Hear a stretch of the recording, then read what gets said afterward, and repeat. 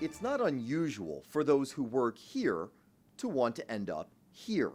Though Senator Michael Bennet, over a warm drink on a cold D.C. day, argues he's anything but typical. You were the 21st Democrat to jump into this race. Were the first 20 just not cutting it? It's nothing personal with the other 20 people, but I didn't think anybody else kind of shared the diagnosis I had. I think anybody could beat President Trump, but it's going to be easier if it's somebody who can win purple states. And that's something Bennet can boast of, the only candidate to win 2 national races in a true swing state. But that didn't make this one so easy to enter, especially upon getting some sobering health news. Because you were diagnosed with prostate cancer. Yeah. Did that drive your decision-making at all? All of a sudden, very disappointed that I wasn't going to have the chance to run. That was my reaction, which I thought was interesting because I was ambivalent about whether to run. The other thing, though, that was very clarifying was going through an experience like that, knowing that there are millions of people in this country that don't have health insurance. If I were one of those people right now, I'd be talking to you and I'd still have prostate cancer and I'd be getting sicker and sicker and sicker. The husband and father of 3 girls knew there was plenty he still wanted to fight for. Your colleagues often describe you as a mild-mannered guy, but you can also get pretty fiery. I mean, we saw, for example, that floor debate over the government shutdown. Right. My state was flooded. It was underwater. People were killed.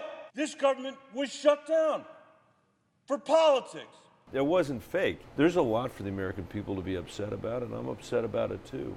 You're the first school superintendent to run for president. That's true. Would you say, above all, you're a schools guy? On a domestic policy issue, above all, I'm a schools guy, or above all, I'm an economic mobility guy. We got to lift people out of poverty in this country.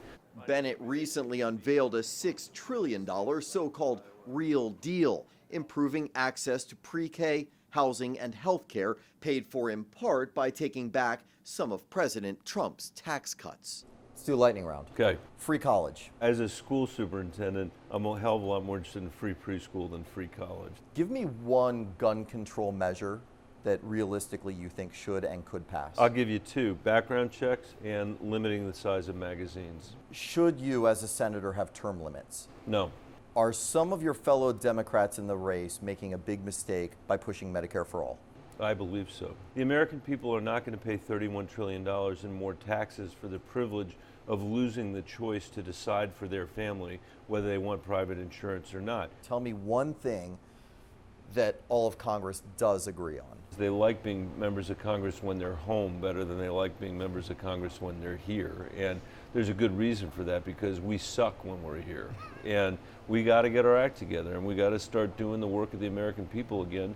If not, he warns, Democrats could pay the price.